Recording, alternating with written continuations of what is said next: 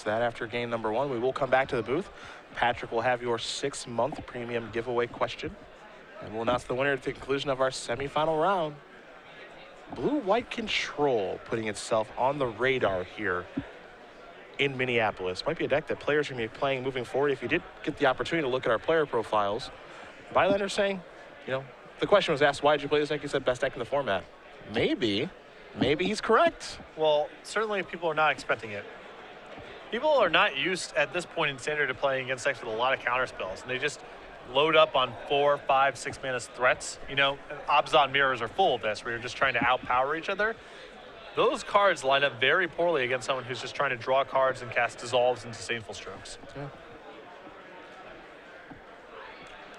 We'll see what kind of opening hands these gentlemen can put together. Again, on the other side of the bracket, Andrew Johnson, #1 overall seed with Jeskai, against Nick Paulson, #5 overall seed, playing Abzan midrange. Very Ari Lax-esque over there. So we will watch these players do battle. Though he's a little bit more aggressive, actually, is Paulson. He does have some Fleeceman lines, a couple copies of Rakshasha Death Dealer, so kind of somewhere in between. And those cards could play a critical role if he happens to square off against Jeremy in the finals. Yeah. Because I think Ari Lax's build does not match up very well with Jeremy, I would suspect. Jason's Ingenuity, Dig Through Time, and counter spells, not good for Ari's list. Yeah. But I will say, Bylander's deck probably has some real difficulty with the old Fleeceman line. Yeah, you have Prognostic Sphinx to hold down the fort. Ah, that no, Smith. Okay. Got some outs. But it is not, you know, I think it's one of those matches where it being a 3/3 for 2 is more important than the threat of it going monstrous. Sure. Bylander going to take a look at the opener. Don't think I see a lot of lands over there. I think I see 0 of them. Yeah, we're going to send that back. Phil will take a look at his hand. He's got at least 1 land. Caryatid, a mountain, and an Elvish Mystic. Looks okay. Some mana acceleration, some lands, and some things to do. The perfect hand. That's what I love about those green-red decks. Love it, love it, love it.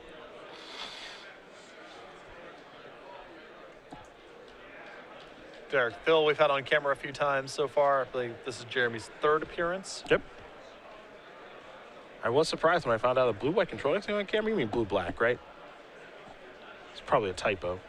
Well, his deck lines up a lot better against Ash Cloud Phoenix than the blue-black builds. That's for sure. Jeez. Banishing Light and Borrowing Light do a lot of work there. And Ash Cloud Phoenix has been becoming more and more popular, I feel like, as people are trying to gun for Abzan. Saw a lot of it last weekend in Worcester. A lot of it.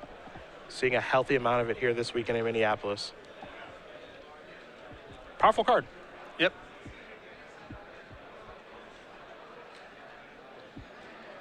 See what 6 Bylander can find here.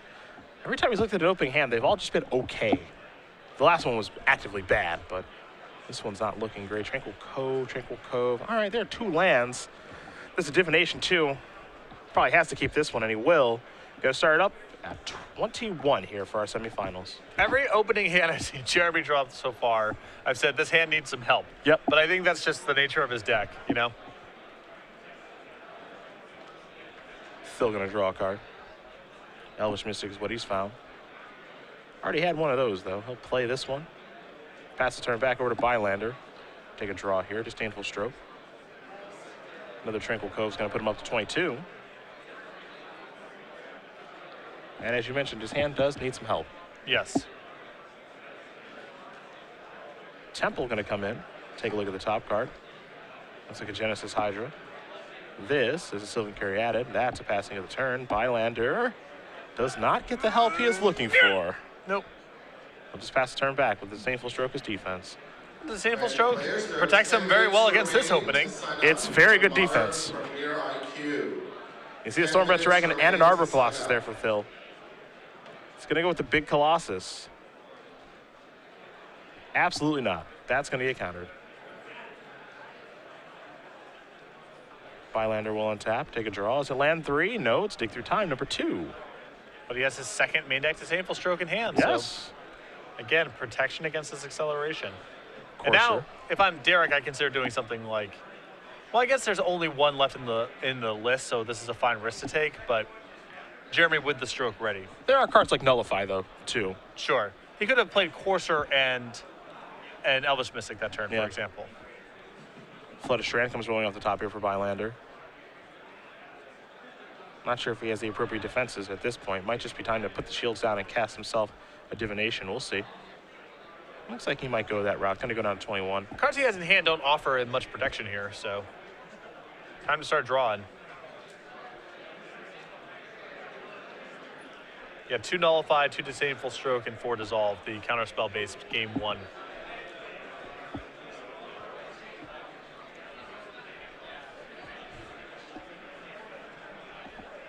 So I imagine we'll see 2 cards coming Bylander's way. Though, you know, he does have removal spells in his hand, so no guarantee. But it will be a divination.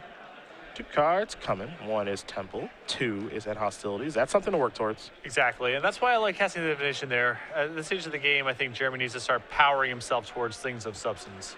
Courser. Top card. Forest. Value. Gain of life up to 21. Top card now. Genesis Hydra. More value. Indeed. We're going to have big Hydras coming now because there is an Elvish Mystic. This is another Elvish Mystic, I think. Just cast them all, who cares? Yeah. No, not a lot of value in leaving those as leftovers. Get an attack for 1. Work your way towards large Genesis Hydras as Bylander will untap. Draw a card. It's an island. You see him bring the Temple forward.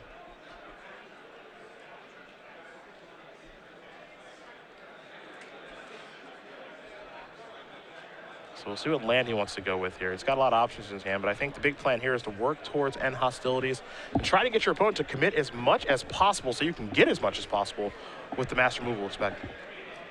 And hopefully Derek does not add a Planeswalker. Yes.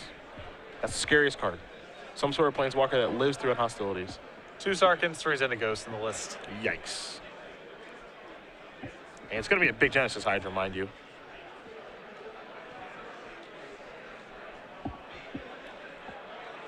Jeremy really pondering this one. Don't have a great look at what he's looking at. But he's giving it a lot of thought. As you can see the 2 digs, Banishing Light over there. He's going to put that card to the bottom. Just pass the turn back. Hydra will be added to the grip. Top card, Lugranos. More Hydra action. 1, 2, 3, 4, 5, 6, 7, 8. It's for 6. Let's take a look at the top 6 cards, shall we? Well, we know he, at the minimum, gets a Pelucranos. Yep. So, of course, Genesis Hydra's trigger results first. Temple, Wooded Foothills, Lightning Strike. Xenagos is the best one. Yep, that is great for Derek. Yep. Because now Jeremy has to end hostilities, and he at least has the Xenaghost as a leftover. Yeah. Though, one thing to note, you see Jeremy Bylander's life total here. Quite high. He's got a lot to play with. Yeah. I think that if Derek does not find a Planeswalker off of that Genesis Hydra, he's just in a lot of trouble. I think so, too. As things stand, he's still fighting. A little shuffle action here.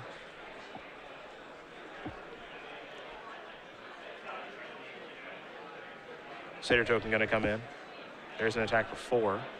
Well, the top card there for Thill in just a moment for the Courser. There's a Stormbreath Dragon. Yikes. But you can see Thill's hand, he does not have the 5th land, actually. So everything gets swept away here. Crater's Claws and another Genesis Hydra with the cards left over. Bylander will draw. Temple and Hostilities. Going to clear it all up. Except for the mighty Xenagos. Top card will get turned down. Stormbreath Dragon will be the draw. That'll be added to the Hydra and the Crater's Claws. Satyr token's going to come across. Bylander's going to go down to 14. But he's doing okay. Do you have any interest in just casting Genesis Hydra for 2 there? Actual 0. You have 0? Yeah. Okay. I just feel like Derek's mana might be tied up for a long time if he draws lands. This is fair. This is fair. Banishing Light going to take that down.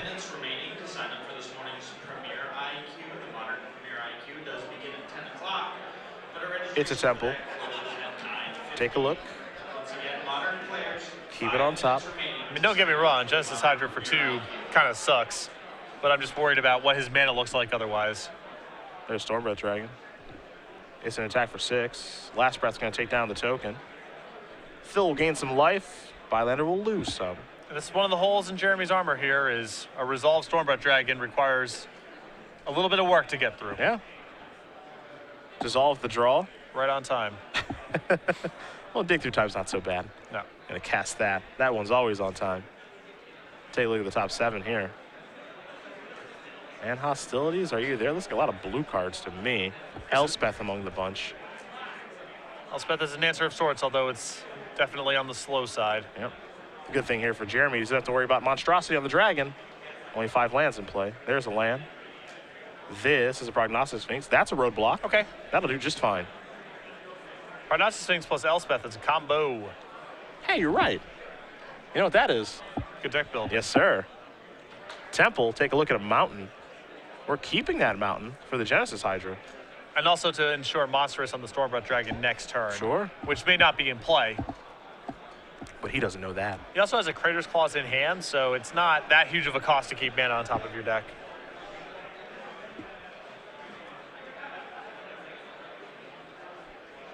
Phil maybe considering casting a spell here. I mean, he can Hydra for 3, which is a hedge of sorts against Elspeth, if that's what he's worried about. But because Jeremy can just leave Prognostic Sphinx back on defense in any event, I don't think it makes a lot of sense to cast it here. Bylander's draw for the turn was an Elspeth.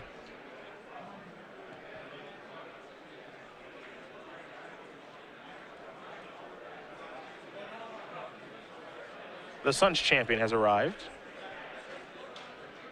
Looks like it may have some interest in blowing up Stormbreath Dragon, as it usually does.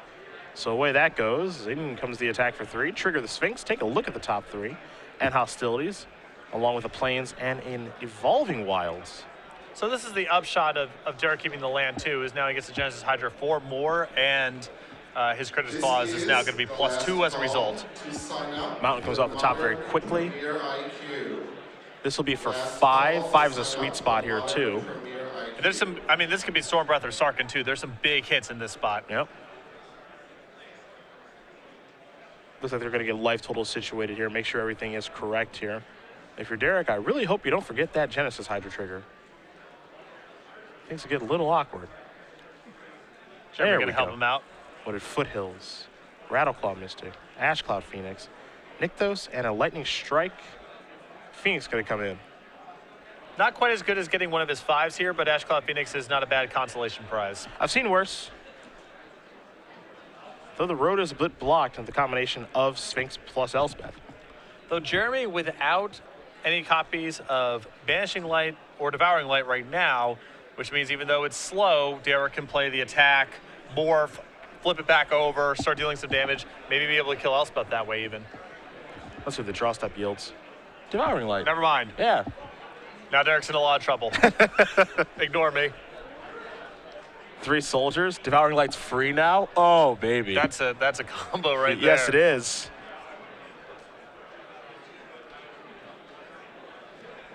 I've seen that with Triplicate Spirits and Draft. I have not seen it with Elspeth. Looks like the Sphinx is happy to attack. Not scared of nothing. Gonna trigger the Scry. Take a look at the top 3.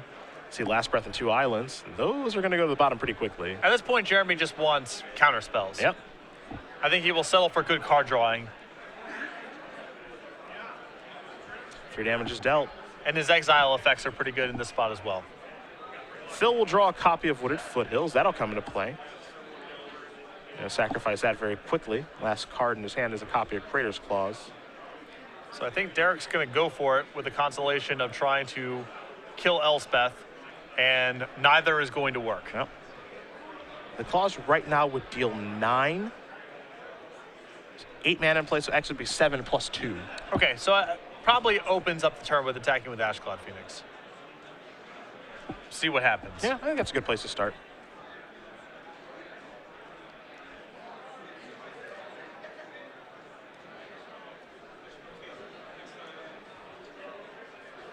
So he will grip that fireball.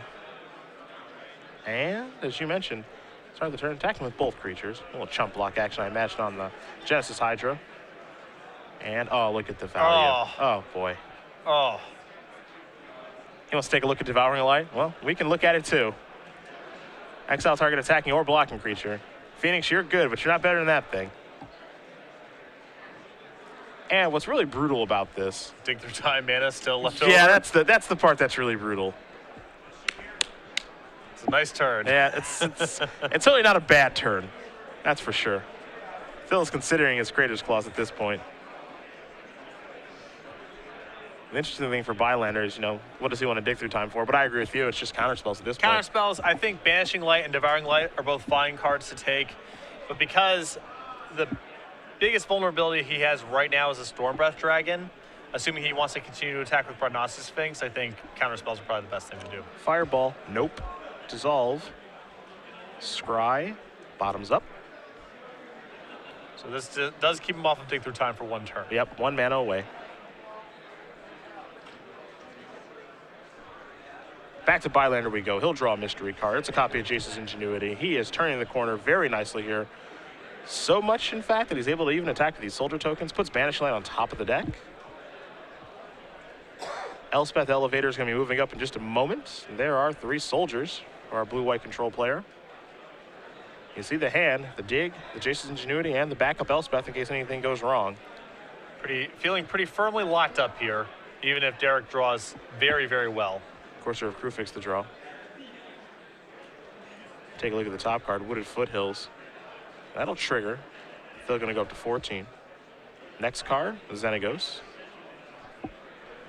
But those cards are getting overpowered now. Here's an attack for 5. Xenagos is one of his better cards in the matchup, but the ship has sailed. It's time for Jace's Ingenuity now. 3 cards coming in for Bylander. 1 is Banishing Light, 2 is Ingenuity, 3 is Prognostic Sphinx. He has no bad draws from here because the lands are also fine. They're perfectly fine, yeah. There is a land, Tranquil Cove, even one's a gain life. Up to 11. Just a little taste. A sip. See how Bylander wants to attack on this turn. Just the Sphinx. Banishing Light along with Flooded Strand and Plains. Lands will go to the bottom. Banishing Light will stay on top. 3 damage will come across. It's evened up. It's 11 to 11. It's close. It's a tie.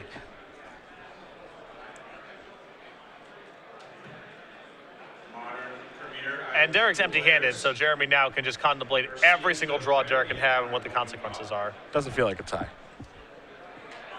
He can sit on his card drawing or deploy another Prognostic Sphinx. Elspeth will move up. A little ways away from the ultimate, but 7 soldier tokens out there. Chump block all day. Xenagos is added to the grip. Top card here. Copy of Creator's Clause. There is the Reveler. This will be a dig through time in response. Bylander going to take a look at the top 7 cards. Maybe find a counterspell there. Again, he knows Banishing Light's on top. So here's the 7th one. Creator's Clause is by far the most threatening thing. Scariest card for sure. See a Nullify here. And Hostilities, I believe, as well. May have taken a Banishing Light, though. Keep in mind, he's +2 because of Genesis Hydra, plus Xenagos can make mana. So that Creator's Clause is not the card that Jeremy wants to see. Here's some attacks, and I have a feeling here comes some chump blocks.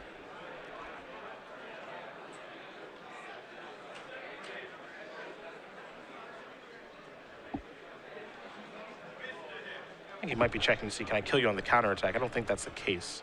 No, he's short. He's short 1. Because he did not attack last turn because it wasn't setting up for a kill this coming turn. Bylander going to untap, draw a mystery card, copy of Last Breath. And oftentimes that wouldn't be a great draw in this situation, but Last Breath has a little bit of versatility in the fact that he can actually gain life. Exactly. The only risk to Jeremy right now is something happening with this Creator's Clause, and the fact that he can Last Breath one of his own soldier tokens means that between that and the Banishing Light that he has in hand to take care of either Xenagos or the Genesis Hydra, he's not really at risk of getting killed, and he is generating lethal, not this turn, but next turn.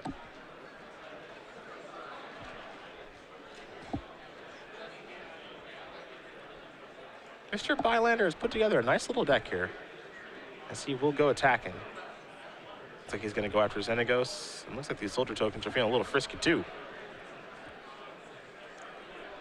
Time to see exactly how he wants to attack with these. He's got 4 to choose from. He's going to attack with all 4, maybe. All right, just 3. Looks like Xenagos is going to bite the dust. Take a look at the top cards. Dissolve's going to stay on top. Rest are going to go to the bottom.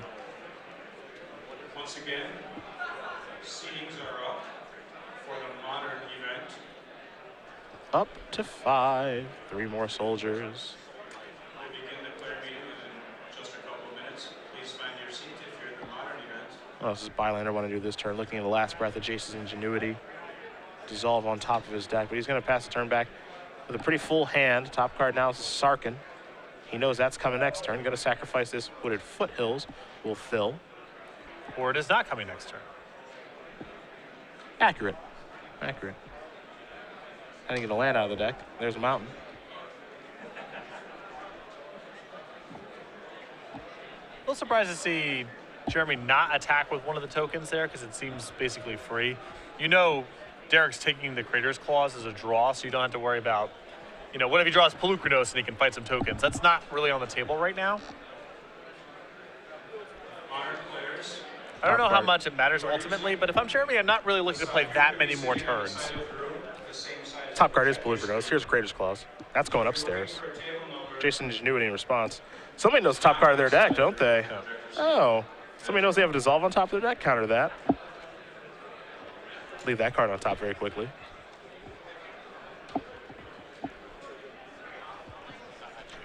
Derek Thill doesn't want to play anymore, and I understand why. Jeremy Bylander is going to win game number 1 here over Derek Thill. Blue-white control up a game over green-red monsters.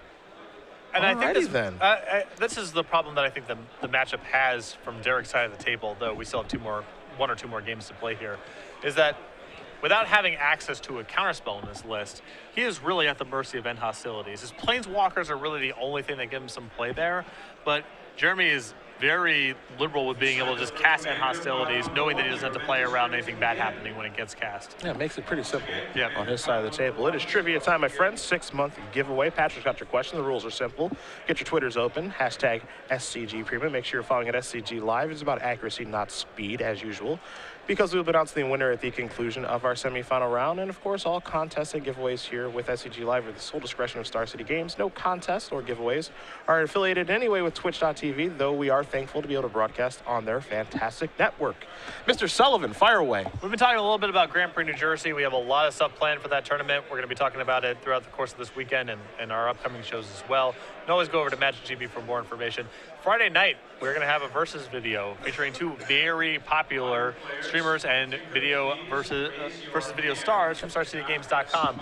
Can you name those 2 people, and for extra credit, include their Twitter handle in your answer? Extra credit is very important, and they love getting tweeted at early in the morning. Especially both of them. Yes, They so both love it. equally. So again, those 2 people who will be competing in a versus video, I believe 6 o'clock in the evening, Yep. Friday night. If you want to brush up on a little bit of legacy knowledge, it'll be very helpful. If you're at the site, you can watch, or if you're at home, tune in Twitch TV, check it out. Hashtag SCG Premium. Make sure you're following at SCG Live. Announce the winner at the conclusion of our semifinal round. Jeremy Bylander up a game. Take a look at the sideboards here. Derek Thill's got 2 Arbor Colossus, 2 Genesis Hydra, a Hornet Queen, 3 copies of Destructive Revelry, a Nissa World Waker, 3 Anger of the Gods, 2 Portent of Betrayal, that Threaten effect, and then a Nykthos. Well, this is, I think, the easiest one. How do we feel about Destructive Revelry? I think 3 is excessive, Okay. but I could see 1 or maybe 2 coming in by Banishing Light. Okay. Besides that, I think you can go with more. I think more copies of Genesis Hydra are fine for the matchup. I don't think I would go near Arbor Colossus. I don't think Hornet Queen's particularly good. So yeah, the Nissa I like. I like not all 3, but greater than 0 Destructive Revelries, and I like the Genesis Hydras. Other side here for Bylander. Second time we looked at his sideboard this morning. Resolute Archangel, 2 Wingmate Rocks, 4 Nyx Fleece Ram, and 2 Brahmas King of Rescos, along with additional Devouring Light, Disdainful Stroke, and Erase, a Faded Retribution, and 2 copies of Negate. I imagine he'll sideboard pretty similarly as he did last round. We saw him bring in Negates against the Teamer deck. Not really a ton of spells in the deck, but some of Derek's best spells are Planeswalkers, and we saw him bring in Negates before.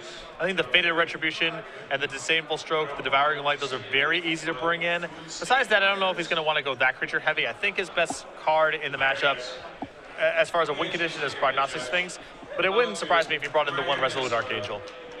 Andrew Johnson won his match 2-0. He is not messing around. We got Jeskai in the finals again, gonna play the winner of this match. Just sawing through these Obzon decks thus far. Yeah, #1 overall seed is not afraid of Siege Rhino at all.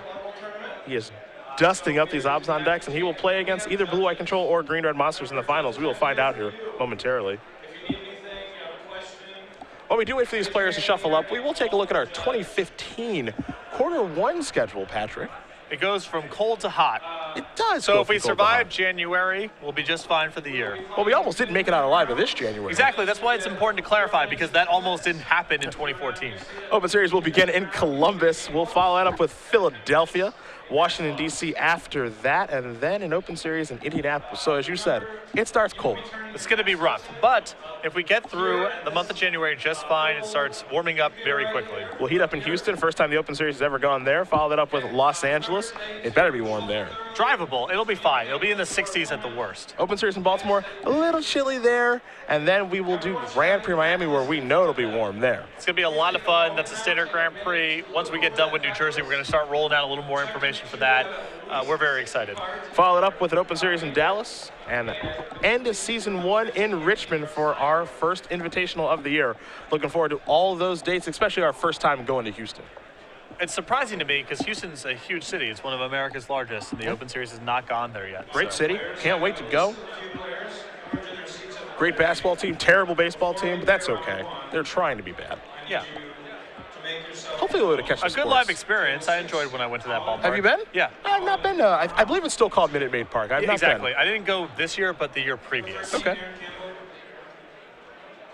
Good live experience so much, and the ballpark is nice. Well, I got to sit on the third base dugout for $60, so. Okay, because the on-the-field product is not so great at this point, but They had one entertaining player. I believe you're thinking of Jose Altuve. Yeah, probably. short guy, middle infielder. Yes, He was yes. entertaining. We did meet a gentleman yesterday who had a Nolan Ryan throwback jersey for the Astros. Yeah, but not the one with the Schoolhouse Rocks colors on them. Unfortunately. It's an Elvis Mystic to start things off. Well, we think. Whoa. Jeremy may not keep. And as usual, every time we take a look at his opening hand, This needs help. it needs help. He does have some dissolves here. He's got a Jason Ingenuity. Looks like he has a Flooded Strand, a Temple of Epiphany, and a Plains, and then a Negate is the other card here. So his hand does look like it needs a little bit of help. Well, I think this hand's pretty solid. He has a lot of permission here, and because he has negate, he's not worried about a planeswalker. So the only disaster state is that Derek ramps into Ash Cloud Phoenix, or maybe Pelucranos, before Jeremy can get to dissolve mana.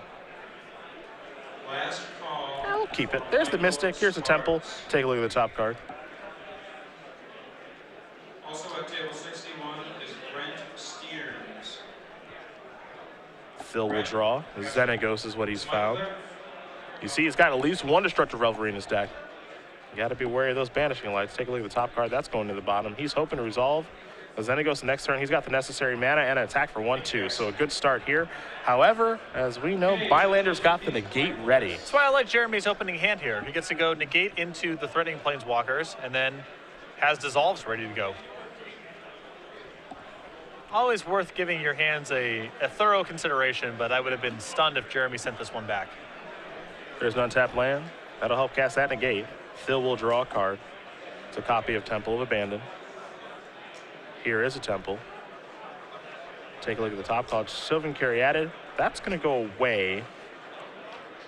Here's an attack for 2. Interesting. Well, Derek respects the possibility of negate or disdainful stroke, so why not just attack? Respect it. Which I respect. I'd rather lose than let my opponent resolve the counter spell. I like you know that. what I mean? Yeah. I just attack. Here's a Flooded Strand. Pass the turn back over to Thill. And it's a World Waker. Now the problem with this setup here is that this amount of pressure is not going to be enough to kill Jeremy, and Derek can't play at instant speed. So if you want to go down this road, normally what you want to do is be able to play stuff at the end of Jeremy's turn, untap, and start resolving your own stuff. Because of this, I think Derek probably has to cast the Xenagos this turn just to do something, because his hand's going to get clogged otherwise. Yeah, I think that he needs to do something. This is not enough pressure against the blue-white deck is the problem. Here's the draw. Tranquil Cove. You know, it's funny because Tranquil Cove like undoes like a turn. You know, a gain life up to 16. Mountain is the draw. I just don't understand. I don't know how Derek's ever going to power his way through the counter spells the way that he's playing right now. I like the one turn where he didn't attack, but I think last turn he needed to try to resolve something. Yeah, the big issue is, as you mentioned, he doesn't play on his opponent's turn. So there's no setup of, okay, I'll play a flash threat. Exactly. You need to counter this. Okay, untap, play another threat. All of the stuff that he does is on his main phase. Additionally, unlike the teamer matchup that we saw in the the quarterfinals, there's no I'm waiting to draw a counterspell. Exactly. I think that's the big problem. Yeah, if he had Boon Satyr in his deck or something like that, this would be totally fine, I think. Another attack for 2. Because now Bylander gets to pick and choose, you know, okay, maybe I'll do something, maybe I won't. The other issue here is Derek has just drawn an Elvish Mystic, which he chose not to cast. I think this is a really good spot to cast Elvish Mystic because if Jeremy untaps and end hostilities away this board, you're thrilled you have an open path for Xenagos or Nissa. A lot of counter spells in Bylander's hand. Just going to pass the turn back. Continue to use his life total as a resource, not going to panic. Take a look at the draw. There's a mountain. That just comes directly off the top and into play. Here's an attack for 2. Bylander's down to 10. The other issue with Derek's line of play right now is that even if Jeremy taps out for Elspeth, the leftovers he has in his hand do not help him very much. Yep. So it's not just about can you ever chain together multiple spells, it's also can you beat the cards that represent Jeremy's entire turn. You're also, by playing this way, as he's going to discard a copy of Devouring Light, you're also just playing into, you know, allowing your opponent to do something with Jace's ingenuity. Yeah. Though, the way things are working right now, this is great. I mean, Jeremy's discarding a hand size. He's not willing to commit anything to the board. So if I'm Derek now, I've gone so far down this path, I'm not stopping. You can't switch now. No. Because nothing has actually caused you to switch. Your draw steps haven't caused you to switch or anything. Let's see if Jeremy's going to cast Ingenuity now. Yeah, he had this last turn, and he opted not to cast it because he has so many cards in his hand, he doesn't want to discard that many cards. But he's going to cast Ingenuity now. There's a Plains, there's a Temple, there's a Nullify. The reason I don't like that from Jeremy is the way that he's playing this game. He needs to keep making land drops because all he's trying to do is get to a spot where he can cast something to manage the board with counterspell backup. Yep. And he can't do that if he's not hitting his land drops. Radiant Fountain's going to play the role of Time Walk here. Yep. That's a giant beating. It's a very curious game. I liked Derek's initial decision. And now we'll see. Now Jeremy's made the move, and let's see what kind of follow-up Derek can cobble together. And not only that, but the counter spells that he has in his hand are great. You know, he doesn't have the mana for Dissolve, but he has Nullify and Negate, so everything's covered. Yeah. And Sphinx is the ultimate brick wall. And again, Thill is not in the spot, it looks like at this point, to be able to cast 2 spells in 1 turn. So now he has to figure out, okay, what spell do I want to cast? I think given the nature of his hand, he should try casting a Planeswalker, because the Planeswalker is the thing that's most likely to have Jeremy say, that resolves, I'm going to Banishing Light it. And because of the Destructive Revelries in Derek's hand, I think he needs to play the game in such a way to try to squeeze something out of them. Because if he doesn't do that, they end up being virtual mulligans. Yeah. Here is Xenagos. Well, Xenagos gives him a path here to play Xenagos and plus it for 2 spells in 1 turn, assuming this resolves. Sure.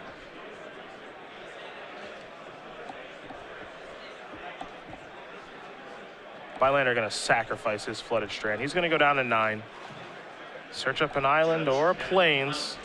And we're going to have a counter spell here in just a moment. There's an island.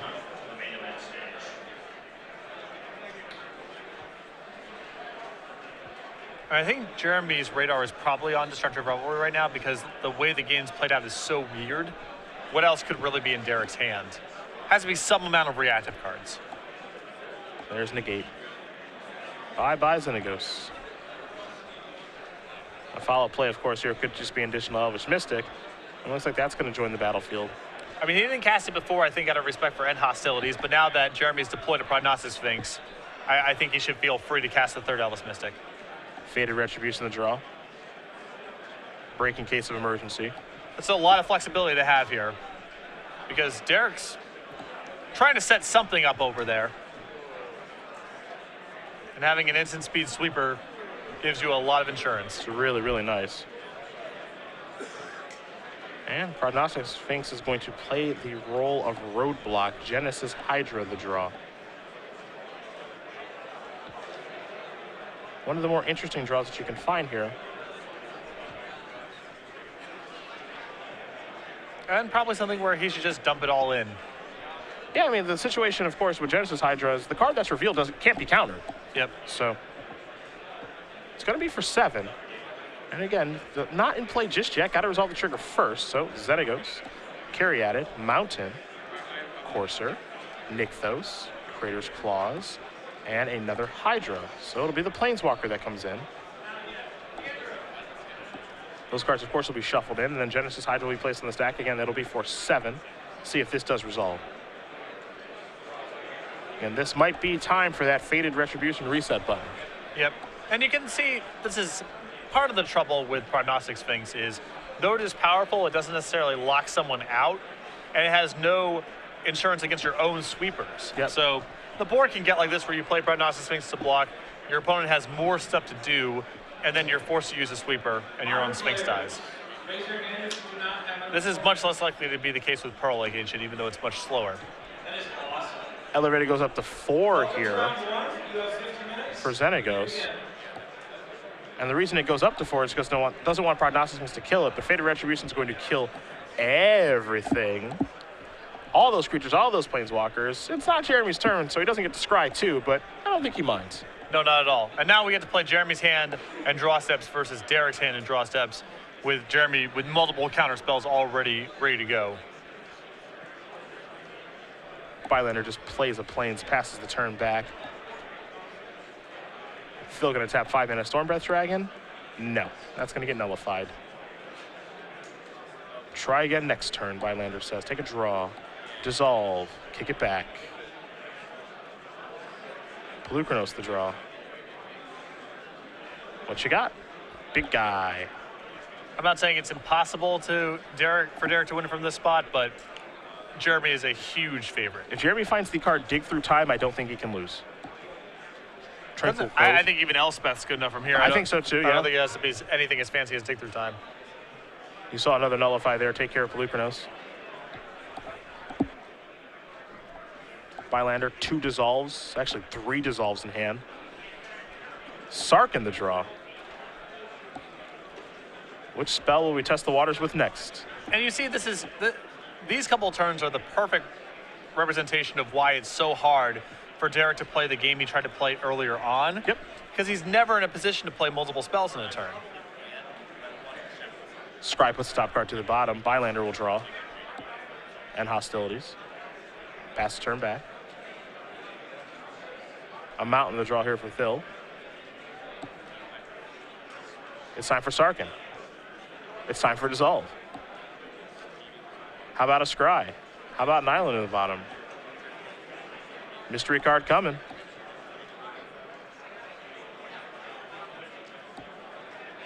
Negate. Sure. I've seen worse. The draw.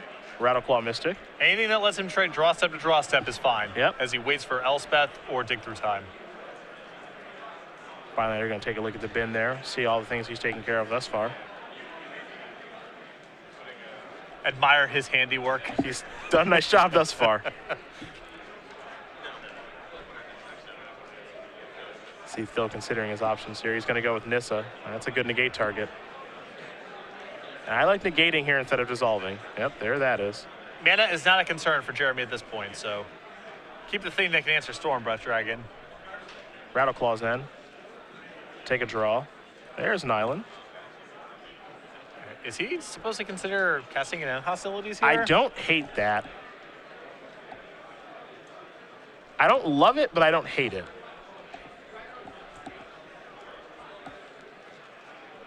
And do a little bit of math now. Maybe he can afford to take one shot and then end hostilities next turn. Possible, you know, he takes a shot and then Thill plays another creature and then he gets to get a little 2-for-1 action. Though I'm not convinced he needs a 2-for-1. The issue here is that given the way that Derek's kind of tried to play this game, I think even if Derek draws a creature next turn, he's not casting it.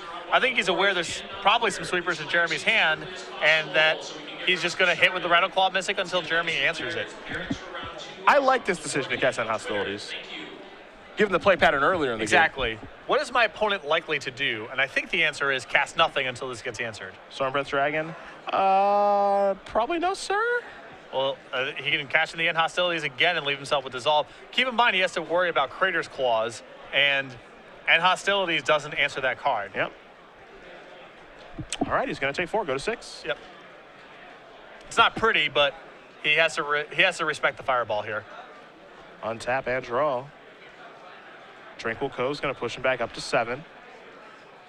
And Jeremy has missed enough draw steps, and Derek keeps drawing gas that it's, again, I said not impossible, but very unlikely. And Derek is doing okay. Yeah, hasn't found a Jace's Ingenuity, hasn't found a Dig Through Time or an Elspeth just yet. Thill will draw. Temple of Abandon is a semi-brick. See what the top card is. That's the thing. Eventually, Derek just has to start drawing lands. He's drawing spells for a bunch of turns in a row here. Yep. Pass turn back. Bylander gets a turn of reprieve. On tap and draw here. Disdainful Stroke, another counter spell. Pass that turn back. Over to Thill. Thill will draw another Temple. And this is actually kind of what you talked about and what just has to happen eventually, right there. Thill drew a very high density of very powerful cards. They were all taken care of, but he also has a lot of bad cards to draw. Yeah. Courser's not great. You know, Elvish Mystic, Sylvan Caryatid, he's got some bad draws there. I saw the Stroke take care of the Crater's Claws. That would have been lethal. His deck is not all power. Sarkin in. Moving up. A Light will devour it. So what do you think when, I guess the play's too risky because maybe Jeremy's just flooded out, but maybe there's some merit to say just playing the Sarkin with the intent of going ultimate because you have the Destructive Revelries in your hand to kill Banishing Lights if Jeremy tries to answer it that way. It's a consideration. I think you have to have a pretty healthy read on your opponent at that point. Yes, that is true. I'm saying it's based on what we know about Jeremy's hand, it would be nice to be able to do that. Yeah, you know, what are the chances that fire this up attack is good to go? It's tough to say, I think. And even if he does get a Sarkin emblem, he still could lose to Elspeth. Yes, absolutely. So probably better to just start attacking, but interesting that play might have been correct given the nature of Jeremy's hand. So Wood of Foothills come off the top. That's going to get sacrificed. Get a land out of Phil's deck. Bylander kept a card on top of this Temple very quickly. It was a copy of Jace's Ingenuity. He's going to cast this in his main phase. I like this play a lot. A lot of players would just draw that, pass the turn back, and want to cast this as an instant. But Bylander can take the opportunity now. He's got so much mana. Draw 3 cards. Might be a castable card in there. Play Radiant Fountain, go up to 9. Delicious. Yeah. And you saw one of the cards that was drawn was Dig Through Time. Something he's been waiting to draw for some time now. There's a Courser. A little bit of value there. See if he has any interest in dissolving this. Looks like he's going to Dig Through Time first. And the reason he didn't dig through time on his main phase is because whatever Derek does on his turn will inform what cards Jeremy wants. Absolutely. Elspeth, Prognostic Sphinx, Banishing Light. You see an island as the last card. That one's certainly not going to be selected. A lot of nice options there. Elspeth, probably the best of the bunch. And we can't forget, too, as you see Disdainful Stroke also going to be added to the hand, that Bylander knows his opponent's deck list. That's public information. So you can deduce that, okay, well, I wonder what card he's been holding in his hand the entire game. Exactly. What are the chances it's Destructive Revelry? Probably pretty high. Because you know they're not lands because he's been trying to cast Crater's Claws, and his deck does that. So he's not going to be holding a bunch of lands back in his hand. Here's 6 mana. It's time for the Sun's Champion, I feel. There that is. Elevator going up to 5. 3 Soldier tokens coming into play. Bylander very comfortable passing the turn back, knowing his opponent will draw a copy of Pelucranos. Top card now is Destructive Revelry to go along with the 2 in hand. You mentioned during the sideboarding, you felt that 3 was too many. I think I would have brought in 1. Yeah. 3 is definitely too many. Pelucranos is in. Well, might be on the stack right now as Jeremy is going to dig again. So we'll take a look at a whole bunch of cards here. Now the white cards are showing up. You see the Wrath effects there, 2 and Hostilities. Radiant Fountain also dissolved there. Dissolve Resolute Archangel is a nice pile. Somebody found themselves a life total back to 20. Yep. We saw this last weekend in Worcester when Rudy Briscoe was playing it in his Jeskai control deck. I was very impressed with it then. I'm about to be impressed by it now. I think 1 of in your 75 is really nice. See, Bylander's going to take a look to see, okay, well, how much can you actually do with this Pelucranos? Because we do live in a world at this point where Bylander can just say, okay, just minus Elspeth, kill your Pelucranos. I can beat your Courser very easily, and then my Archangel's fine. So he may have some interest in just not using a counterspell at all. And we've seen Jeremy be very, oh, I can handle this by doing this other play that maybe takes me much longer to kill him, but means I keep my most valuable resources.